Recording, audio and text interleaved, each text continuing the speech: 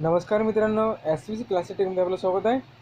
Class 8 English 1.4 miss स्लिपरीचं आपल्याला भाषांतर बघायचं आहे. चला तर सुरुवात करूया आपल्या याच्या व्हिडिओला. जर तुम्ही आमच्या चॅनल सबस्क्राईब केलं असेल तर लगेच सबस्क्राईब करा आणि सोबत या व्हिडिओला लाईक आणि शेअर करायला विसरू नका. मित्रांनो, 1.4 मिस स्लिपरी या लेसनचं आपल्याला ट्रान्सलेशन बघायचं आहे. I got ready and went to the school. मी तयार झाले आणि शाळेत गेले. इन द फर्स्ट पिरियड, आणि पहिल्या तासिकेला, our class teacher who taught us English told us to take out the composition notebook. आणि ज्या आम्हाला इंग्रजी शिकवायच्या त्यांनी आम्हाला कंपोजिशनच्या वह्या काढायला सांगितल्या. आय टूक out the mathematic notebook by mistake. Mistake म्हणजे चुकीने. चुकून मी गणिताची वही बाहेर काढली. I replace it quickly but the teacher perhaps had kept her gauge fix on me. त्यानंतर ते गेजचे अर्थ दिला. गेजचा अर्थ होतो स्टेअर. स्टेअर म्हणजे टक लावून पाहणे. गेज और स्टेअरचा अर्थ होतो की टक लावून पाहणे. माझी चूक लक्षात आली की मी लगेच बदलली, मात्र बाईची नजर जणू माझ्यावरच होती. त्याला आपण गेज म्हणतो. She shouted. ती ओरडली. Came here with your notebook Sayali. ती ओरडली आणि तुझी वही घेऊन इकडे सायली अशी म्हणाल्या.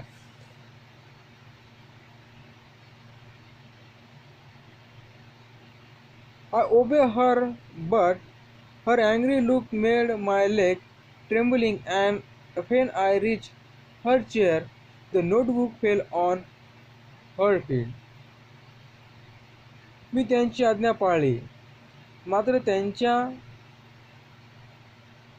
रागवलेला चेहरा बघून मला खूप भीती वाटायला लागली आणि मी माझे पाय लटपटत कापायला लागले. ट्रेम्बलिंग. ट्रेम्बलिंग म्हणजे थरथर कापणे.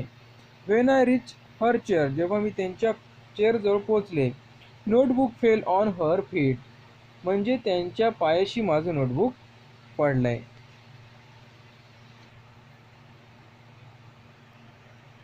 सम girls laugh लाऊडली.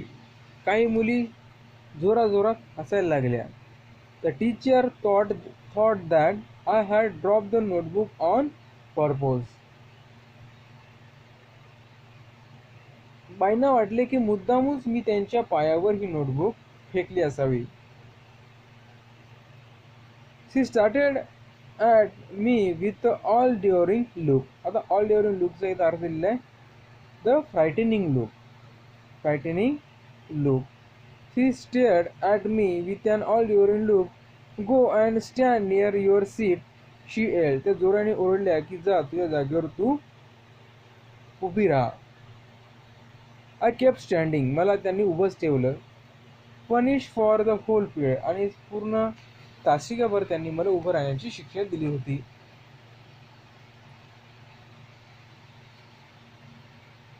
The next period was a history class.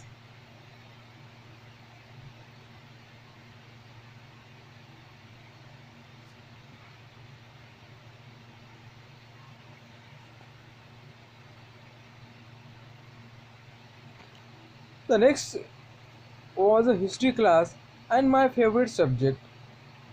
पुढचा तास इतिहासाचा होता आणि माझा आवडता विषय होता. The teacher had asked us to memorize the causes of the effect of the battle of the Panipat. आणि आम्हाला पानिपतच्या युद्धाची कारणे आणि परिणाम पाठ करून यायला सांगितले होते. I was well prepared. मी चांगल्या प्रकारे अभ्यास केला होता व मी पाठ केले होते. She began testing all of us. आणि बाईंनी एक एक करून आमची परीक्षा घ्यायला सुरुवात केली.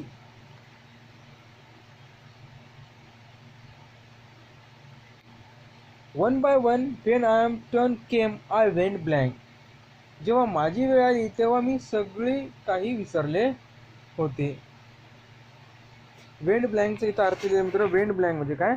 I could not remember anything. म्हणजे काहीही आठवू न शकणं.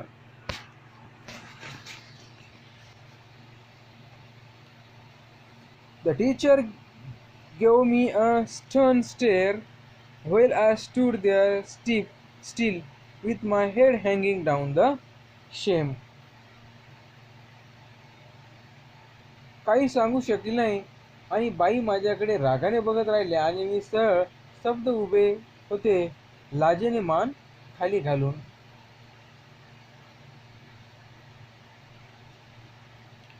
Mama and Papa continue their never ending tips. आई आणि बाबा दोघी त्यांचे कधी न संपणारे विवाद सुरूच ठेवत होते. Papa used every opportunity to express his annoyance. बाबा त्यांचा राग व्यक्त करण्याची एकही संधी सोडत नसत.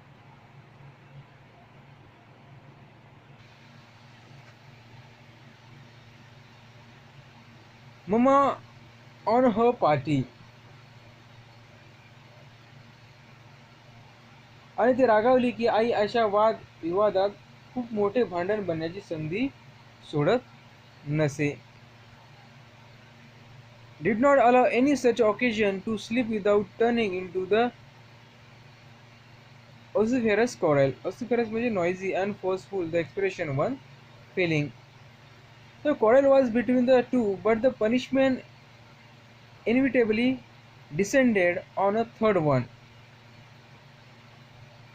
Inevitably म्हणजे certainly, निश्चितपणे. Descended म्हणजे come to or down, come or go down. म्हणजे अशा प्रकारची त्यांच्यामध्ये भांडणं व्हायची आणि त्यांच्या दोघांच्या भांडणामध्ये दुसऱ्याला शिक्षा मिळायची, जसं की सायलीला. One day I was coming down to the school stair. एक दिवस मी शाळेच्या पायऱ्यावरून खाली येत होते. Somebody from the top gave a frantic scream. खूप भीतीदायक पद्धतीने कोणतरी जोरात ओरडले. I fell calm and trembling down about the 7th step. मी घाबरून जवळच्या 7 पायऱ्यावरून घरंगळत खाली पडले. My elbow knee were badly bruised. माझा कोपर आणि गुडघा चांगल्या प्रकारे चोपला गेला होता. My new frock was torn at the seams. माझा नवीन फ्रॉक कोपऱ्यावरून फाटला होता. When I reached home, जेव्हा मी घरी पोहोचले, Mama shouted. आई जोराने ओरडली. I am sick of you. तेव्हा आई जोरात ओरडली, तुझ्यामुळे मी त्रस्त आहे. When I will you stop making me pay through my nose for such extravagant losses. इतक्या मोठ्या नुकसानीची भरपाई माझ्या मेहनतीच्या पैशाने करावी लागणार आहे. मला आता आणखी किती दिवस असा त्रास देणार आहेस? Mother seized me by the arm, gave me a good jerk and seated me on the bed. आईने मला हात धरला व एक घसाडा दिला आणि पलंगावर बसविले. She fetched an antiseptic lotion and applied it to my elbow and knee. तिने जवळ घेतले नाही, तिने मला जवळ घ्यावे अशी माझी इच्छा होती, पण तिने माझे ढोपर आणि गुडघावर एक अँटीसेप्टिक लोशन लावले.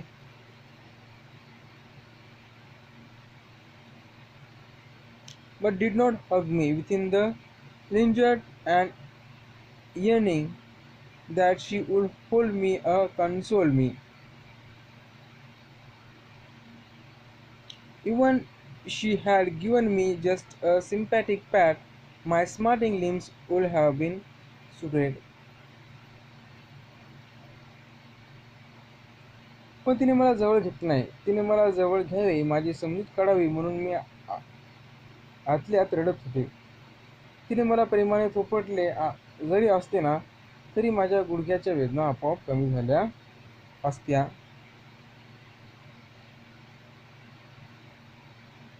My younger brother was closely by. माझा लहान भाऊ बाजूला होता.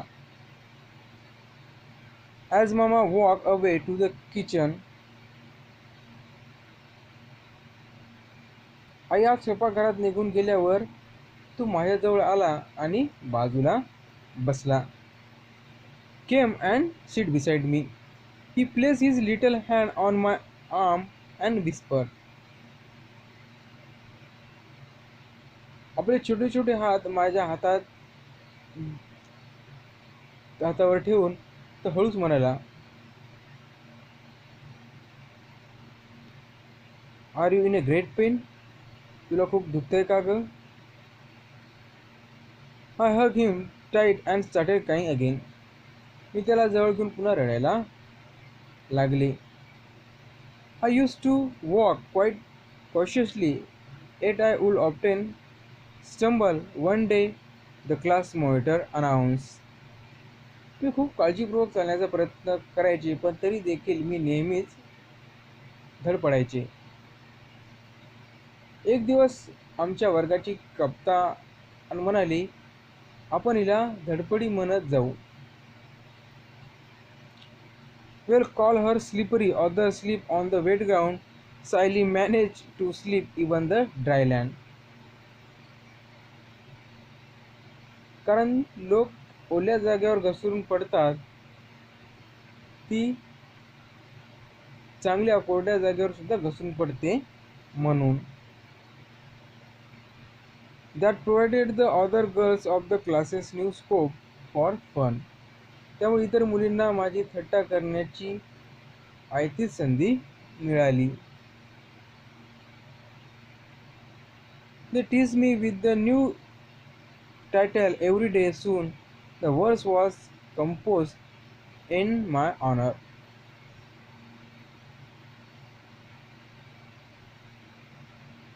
त्यामुळे त्यांना रोज नवीन नवीन नावे देऊन मला चिडवायला सुरुवात केली. लवकरच मला चिडवण्यासाठी एक गाणंही तयार झाले. स्लिपरी स्लिपरी स्लीपिंग विदाउट मग.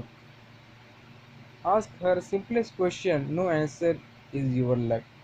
अशा प्रकारे तिला बघून कविता पण तयार करू लागले. I live in perpetual fear of every one the girls. मी नेहमी विचित्र भीतीमध्ये भरलेली अवस्थेत वावरत असे.